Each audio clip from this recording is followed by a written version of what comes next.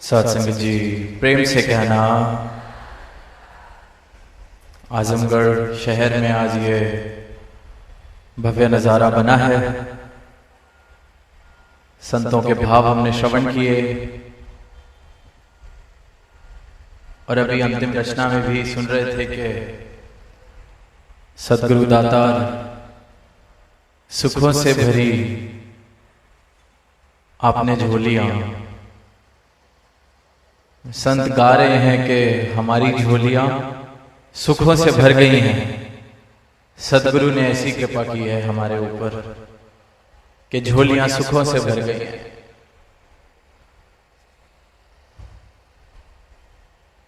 अब समझने वाली बात ये बन जाती है कि ऐसे कौन से सुख प्राप्त हुए हैं, कौन सा सुख यहां प्राप्त हुआ है सदगुरु के चरणों में आकर। वो सुख जिसको संसार सुख समझता है, दुनियावी दौलत, क्योंकि संसार से पूछते हैं या संसार में देखते हैं या संसार में विचरते हैं तो सुख, साधन, माया, इन सब के साथ ही समझा जाता है।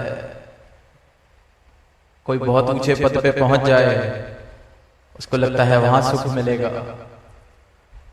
कोई बहुत धन कमा ले, अच्छी नौकरी कर ले, अच्छी पढ़ाई कर ले, सब कुछ इसलिए ही कर रहा है कि सुख मिलेगा।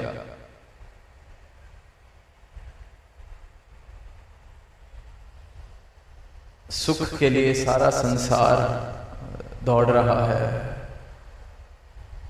माया कमा रहा है, धन कमा रहा है, संघर्ष कर रहा है, ऊंचे रुतबों पर पहुंचने का प्रयास कर रहा है, पहुंच भी रहा है।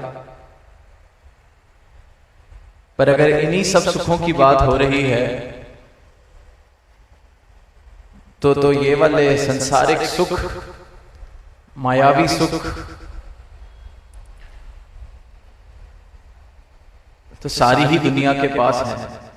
जो जो प्रयास कर रहा है पा ही लेता है किसी न किसी मात्रा में। और जब संत ये गीत गा रहे हैं कि सदगुरु ने भरी झोलियां, सुखों से भरी झोलियां, तो जो ये संसार की उपलब्धियां हैं, संसार जिसके पीछे दुनिया दौड़ रही है, अगर इसी सुख की बात संत भी कर रहे हैं तो दुनिया में ऐसे अनेकों लोग हैं जो इस परमात्मा में विश्वास भी नहीं करते, परमात्मा को मानते भी नहीं, पर ये संसारिक सुख जिनको संसारिक नजर से देखा जाता है वो तो इतनी बहुमूल्य मात्रा में उनके पास हैं।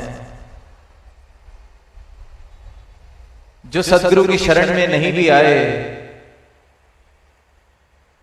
संसारिक सुख की तुलना करें तो शायद न जाने ऐसे कितने लाखों करोड़ों लोग होंगे जिनके पास ये मायावी धन दौलत बहुत बहुत बड़ी मात्रा में है। सदगुरु की शरण में ना आना एक बात, जो परमात्मा में नहीं भी मानते तो फिर परमात्मा को पा लेने से या सदगुरु की शरण में आने से ऐसा कौन सा सुख प्राप्त हो रहा है जो ये संत कह रहे हैं सुखों से भरी झोलियां। क्योंकि ये संसारिक सुख की तो बात नहीं की जा रही, ये संसारिक पदार्थों की बात तो नहीं की जा रही, ये धन दौलत की बात नहीं की जा रही। क्योंकि जिसने उसकी प्राप्ति की है वो भी सुखी तो मालूम नहीं होता। संसार में देख रहे हैं इन उपलब्धियों की प्राप्ति से कौन सुखी हुआ है। और ये आज की बात नहीं है, पहले से ही लिखा है, दुखिया कुल संसार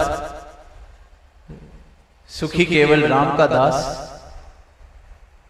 आज की बात नहीं, शुरू से ही जब से ये इंसान है, संसार भी है, संसार में सुख पाने की जिसने प्रयास किया है वो सुखी कब हुआ।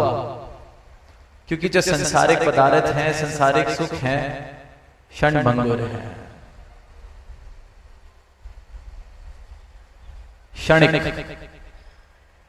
कुछ समय के लिए कुछ सुविधा उनसे मुझे मिलती है, मन थोड़ी देर के लिए बहल जाता है, खुश हो जाता है, थोड़ी देर के लिए शायद मुझे लगता है कि मुझे सुख मिल गया है, पर फिर वही कहानी। तो संसार से सुख प्राप्त किया किसने है? कोई नहीं मिलेगा जो कहेगा संसार से सुख प्राप्त हुआ है। क्षणभंगुर से सुख प्राप्त हो कैसे सकता है? खुद सोच के देखें। धूप का दिन हो, गर्मी लग रही हो, छाया की तलाश हो, और आसमान में बने बादल के नीचे मैं छाया ढूंढ लूं, कितनी देर उस छाया को प्राप्त कर सकूंगा उस बादल से? हवा के झोंके से उड़ जाएगा वो बादल, फिर वही धूप में यात्रा करनी पड़ेगी। अब छाया में जाना है या तो किसी पेड़ के नीचे बैठा जाए, पर वो भी जब पतझड़ आएगी, उसके पत्ते, हरियाली, वो भी छाया देने की उसकी काबिलियत खत्म हो जाएगी। फिर या तो कोई पक्का मकान बनाया जाए जिसके अंदर मैं रह सकता हूं। संसार के साथ आसक्ति, संसार का मोह, संसार की उपलब्धियों के लिए जो मैं भाग दौड़ कर रहा हूं, ये जो मोह है इंसान का, भाग रहा है संसार को हासिल करने के लिए, क्योंकि लगता है सुख मिलेगा, पर जितना हासिल करता है उसको लगता है हासिल तो कुछ हुआ ही नहीं, और भाग लेते हैं और भाग लेते हैं। और फिर जो इंसान सदगुरु की शरण में आता है, उसको ये ब्रह्म ज्ञान मिलता है सदगुरु की कृपा से, उसका ये मोह टूट जाता है संसार से। उसे समझ आ जाता है क्षणभंगुर के पीछे भाग रहा था, पा भी लेता तो कुछ भी हासिल नहीं होता, तो सुख किससे मिला? सुखी राम का दास। ये राम के दर्शन हुए, परमात्मा के दर्शन हुए।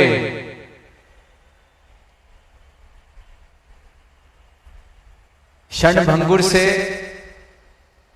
शाश्वत की ओर मेरा मुख हो गया। क्षणभंगुर की तरफ भाग रहा था, पा भी लेता तो सुख नहीं मिलना, खत्म हो जाना है, बदल जाना है। भ्रांति है एक इंसान को, और उस भ्रांति इतनी गहन है, वो भ्रांति इतना गहन है, वो बुलेखा कि कुछ हासिल नहीं होता, फिर भी दौड़ता रहता है, दौड़ता रहता है, दौड़ता रहता है। सुखी कैसे हो सकता है वो इंसान बिना कुछ हासिल किए? क्षणभंगुर के पीछे दौड़ रहा है।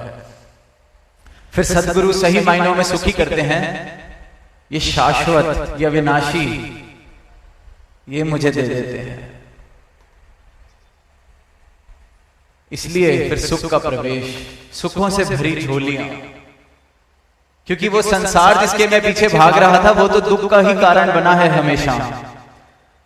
जिसने कुछ हासिल किया उसके लिए भी दुख का कारण, जिसको नहीं मिला उसके लिए भी दुख का कारण, क्योंकि बदल रहा है, क्षणभंगुर है, चलायमान है, हासिल ही नहीं होता। किसी ने अगर कभी देखा हो ये नजारा कि कुत्ता अपनी पूंछ को पकड़ने का प्रयास करता है, भागता है अपनी पूंछ के पीछे, आराम से बैठा होता है, अचानक से नजर पड़ती है अपनी पूंछ पर। अब वो इतनी नजदीक दिख रही होती है आंखों के, लगता है ये तो जरा सा हिलना है और हासिल हो जाएगी। अब वो जरा सा हिलता है तो पूंछ भी जरा सा हिलती है, और यूं ही गोल गोल गोल गोल घूम रहा है, पूंछ को पकड़ रहा है, हासिल कुछ नहीं होना। संसार बिल्कुल इसी तरह है, लगता है ये रहा, पहुंच गए, मिल जाएगा, कुछ मिल जाएगा, कुछ हासिल किसी को नहीं हुआ, हो ही नहीं सकता हासिल, क्योंकि क्षणभंगुर है, बदल रहा है। हासिल करने लायक सिर्फ और सिर्फ ये सत्ता है अविनाशी, ये राम, रमा राम, कण कण में समाया राम। ये हासिल हो जाए, इसके दर्शन हो जाएं, तो भ्रांतियां जीवन से खत्म हो जाती हैं। जो मेरे भ्रम हैं वो खत्म हो जाते हैं, और जिस जीवन से भ्रम खत्म हो जाते हैं उस जीवन में सुख का प्रवेश होता है। वरना मेरे भ्रम मेरे आसपास दीवारें खड़ी करते हैं, और जो दीवारें खड़ी होती हैं वो फिर नफरत पैदा करती हैं, वो वैर पैदा करती हैं, वो बंटवारे पैदा करती हैं, वो मुझसे ऐसे कर्म करवाती हैं जो एक इंसान को शोभा नहीं देते। दीवारें सिर्फ और सिर्फ भ्रम की वजह से, और ये भ्रम सिर्फ इसलिए है क्योंकि अज्ञानता है, अज्ञानता का अंधकार है, इसलिए भ्रम है, इसलिए फिर मैं उस भ्रम के आधार पर दीवारें बना लेता हूं, उस भ्रम के आधार पर ही संसार को पाने का प्रयास करता हूं, कोशिश करता हूं, ना जाने ऐसी क्या क्या चीजें करता हूं, क्योंकि भ्रम है। अंधेरे कमरे में आज सुनी बात महापुरुषों से, रोशनी हो जाए तो वस्तु ढूंढनी आसान है, वरना अज्ञानता का अंधकार हो तो रस्सी को भी सांप मान लेता है इंसान। सद्गुरु रोशनी देते हैं। ये क्षणभंगुर संसार क्षणभंगुर लगने लगता है, दिखने लगता है, समझ आ जाता है कि इसके पीछे इस प्रकार पागल की तरह दौड़ूंगा तो सुख थोड़ी मिल जाएगा, धन दौलत कमा भी ली तो सुख थोड़ी मिल जाएगा। जे सुख को चाहे सदा शरण राम की ले। सदगुरु सिर्फ ये बात समझाते हैं, युगों युगों से यही बात इंसान को समझा रहे हैं कि सुख को चाहे सदा शरण राम की ले।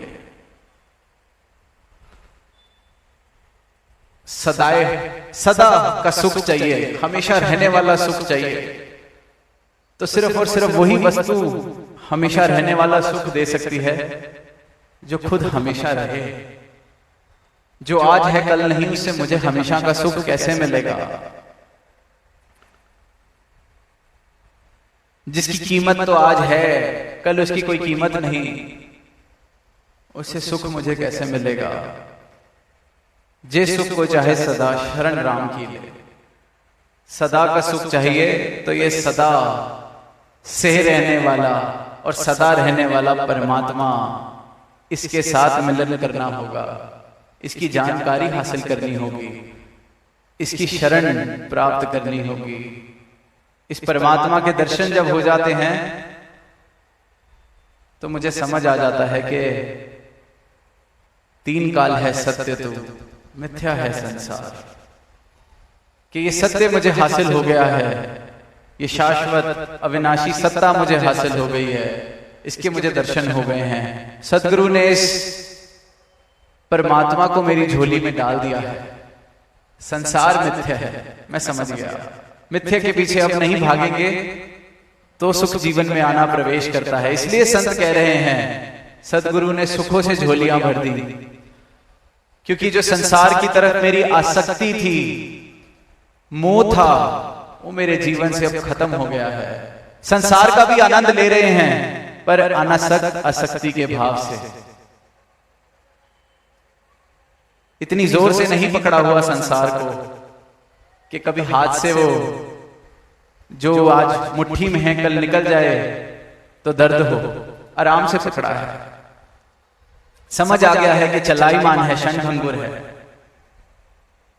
मेरा मन भी इसी तरह है, कुछ मिलता है तो कुछ थोड़ी देर के लिए ही बहल पाता है उससे। और संसार में हर चीज की कीमत बदल जाती है। आज कोई चीज बहुत मूल्यवान है, जब हासिल हो जाए तो उसकी कीमत खत्म। तो ये ऐसी चीजें जो समय समय पर हर थोड़ी देर में अपनी कीमत बदल लेती है, उससे सुख मिल कैसे सकता है? इसलिए बार बार कहा है कि जे सुख को चाहे सदा शरण राम की ले। और ये राम घट घट में समाया है, कण कण में समाया है,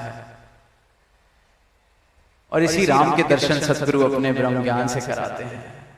और जब इस राम के दर्शन हो जाते हैं तो भ्रम मिट जाते हैं, दीवारें गिर जाती हैं। अंधकार है, अज्ञानता है, इसलिए दीवारें हैं। दीवारें हैं अज्ञानता की वजह से। ये पता नहीं, घट घट में राम दिखता नहीं, कह तो रहा हूं पर दिख नहीं रहा। अगर दिख रहा होता तो फिर जात पात कैसे पूछते किसी की? ऊपर नीचे के भाव कैसे होते हैं, ऊंच नीच के भाव कैसे होते हैं, किसी को छोटा किसी को बड़ा कैसे देखते हैं। घट घट में राम दिख जाए जिस नजर को, वो फिर ऐसी अज्ञानता वाली बातें नहीं करते, क्योंकि अज्ञानता का अंधेरा उस जीवन से मिट जाता है, परमात्मा के दर्शन हो जाते हैं। मीराबाई का जिक्र सुनते हैं कि बाल अवस्था से ही जो कृष्ण भगवान की आकृति थी उससे इतना प्रेम, जहां जाएं उसको लेके जाएं, हमेशा उसको साथ रखें, इतना प्रेम। पर वो फिर भी ऐसे लग रहा था कि कुछ कमी है, पूरा नहीं है, कुछ कमी है।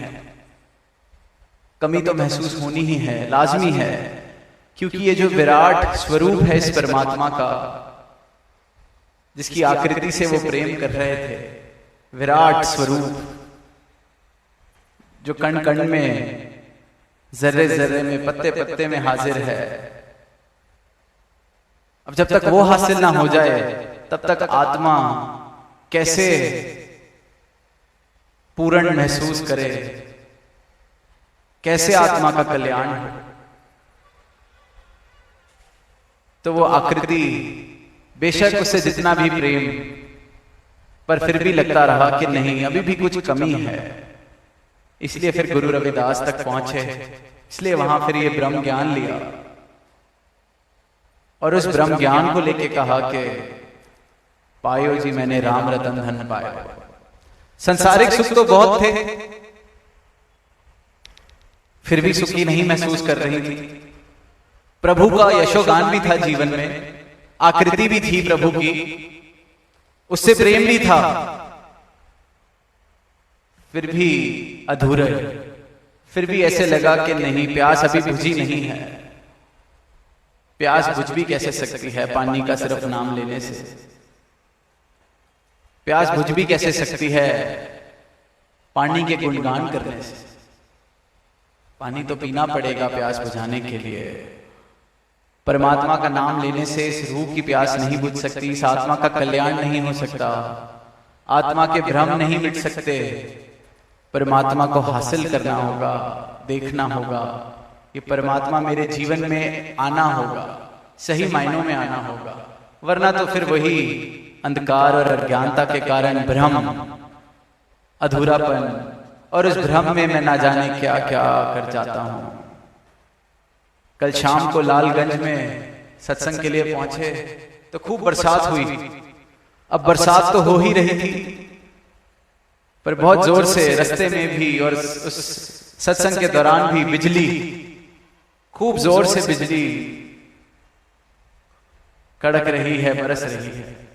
तो मन में ख्याल आया कि ये तो विज्ञान के कारण आज इंसान समझ चुका है कि बिजली किस कारण से बनती है। वही विज्ञान है जिस कारण से इलेक्ट्रिसिटी, बिजली हम घर में जिसका उपयोग करते हैं। वरना जब तक इंसान को इस बात का ज्ञान नहीं था तो इंसान डरता था बिजली से। अभी भी जब जोर से कड़कती है तो एक बारी के लिए ध्यान जाता है कि पता नहीं क्या हो गया, जबकि मालूम है कि एक वैज्ञानिक कारण है इसके पीछे। पर जब ये बात नहीं पता थी इंसान को कुछ सदियों पहले, तो इंसान की हालत सोचें, कितना डरता होगा इस बिजली से। और वहीं ये भ्रम था, क्योंकि उसके पीछे का ज्ञान नहीं था, तो भ्रम के कारण सोचता था कि आसमान में बैठे हुए देवता नाराज हो गए हैं, हमसे कुछ पाप हो गया है। और फिर डरता डरता, हे देवता हमें माफ कीजिए। पता नहीं कितने यज्ञ किए ऊपर बैठे देवता को शांत कराने के लिए, शायद बलियां भी चढ़ा दी होंगी ऊपर वाले देवता को शांत कराने के लिए। अब जब भ्रम मिटा, ये ज्ञान हुआ, तब ऊपर तो कोई देवता बैठा नहीं जो बिजली फेंक रहा है इंसान पर नाराज होके उससे, क्योंकि ज्ञान, रोशनी, इसी प्रकार अंधकार और अज्ञानता सिर्फ और सिर्फ भ्रमों का कारण बनती है। और आज भ्रमों के कारण ही, अज्ञानता के कारण ही इंसान से वैर कर रहा है। जात पात के इस रोग का मरीज बना हुआ है अज्ञानता और भ्रम के कारण। और वही सदगुरु फिर ये रोशनी देते हैं, इस शाश्वत सत्ता की रोशनी, इसका ज्ञान, और फिर भ्रम मिट जाते हैं, जीवन में प्रेम आ जाता है। कुरुक्षेत्र के मैदान का भी जिक्र सुना आज सत्संग में कि अर्जुन को दृष्टि मिली, नजर मिल गई कुरुक्षेत्र के मैदान में। अब वो अर्जुन जो इतनी उच्च कोटि का योद्धा, हम सबने सुनी है वो कहानी के मछली की आंख को साधा और तीर मार के उसकी आंख को आर पार कर दिया उस तीर से। तो आंख और नजर तो बहुत पैनी पहले से ही होगी, फिर भी कहा कि नजर मिली। कौन सी नजर? ये परमात्मा अपने ज्ञान की नजर देता है, सदगुरु अपने ज्ञान की नजर देते हैं कि एक भक्त को, एक जिज्ञासु को। और वही नजर है जिससे फिर सारे भ्रम मिट जाते हैं। वही नजर है जिससे जहां अंधकार था वहां रोशनी हो जाती है। वही नजर है जहां दीवारें थी, कोई दीवारें नहीं रहती, वसुधैव कुटुम्बकम के भाव आ जाते हैं। वही फिर अज्ञानता के कारण जो राम रहीम के फर्क थे, मंदिर मस्जिद के फर्क थे, जाति पाति के फर्क थे, रंग नस्ल के फर्क थे, सब खत्म हो जाते हैं। क्योंकि घट घट में फिर इस एक परमात्मा के दर्शन, जात पात पूछे ना कोई, हर को भजे सो हर का होए, हरि के हो जाते हैं, हर को भजते हैं। सबके हित के भाव मन में बन जाते हैं, संतन के मन रहते हैं सबके हित की बात। घट घट देखे अलग को पूछे जात ना पात, क्योंकि अब ये दिख रहा है। और अज्ञानता को मिटाने युगों युगों से सतगुरु धरा पर आए हैं। और ये अज्ञानता मिट जाए तो एक सुंदर रूप इस धरा का बनता चला जाएगा। एक एक इंसान अपने इस परमात्मा जिसका वो नाम ले रहा है, इसके दर्शन कर सकेगा, अपनी आत्मा का कल्याण कर सकेगा। और अपनी आत्मा का कल्याण करते चले जाएं, इस परमात्मा को सही मायनों में प्राप्त कर लें, खुद की पहचान कर लें। और जब खुद की पहचान हो जाए, इस परमात्मा को प्राप्त कर लें, तो फिर जीवन में प्रेम ही प्रेम प्रवेश कर जाता है। फिर सही मायनों में इंसान सुखी हो जाता है। फिर सुखों से झोलियां सही मायनों में भर जाती हैं। फिर हर इंसान वो कह रहा है जिसने प्राप्त किया है इस राम को, रमे राम को, कि जे सुख को चाहे सदा शरण राम की ले। क्योंकि इस राम की शरण के अलावा सुख कहीं नहीं है। सिर्फ एक भ्रांति, एक भ्रम जरूर है कि सुख मिल जाएगा। फिर अपने ऊपर ही वो हंसी आती है। उस कुत्ते पर देख के तो मैं हंसता हूं कि अपनी पूंछ के पीछे भाग रहा है। कहां पकड़ सकता है? हंसते हैं हम सब ऐसा नजारा देख के। और फिर जब अपने ऊपर ये जब रोशनी जाती है तो दिखता है मैं भी तो इस संसार के पीछे ऐसे ही दौड़ रहा था। फिर खुद पर भी हंसी आती है और शुक्राना निकलता है सदगुरु का कि शुक्र है मैं अपनी ही दुम के पीछे भाग रहा था। मिलना कुछ था नहीं, हासिल कुछ होना नहीं था, ऐसे ही संसार के पीछे भाग रहा था।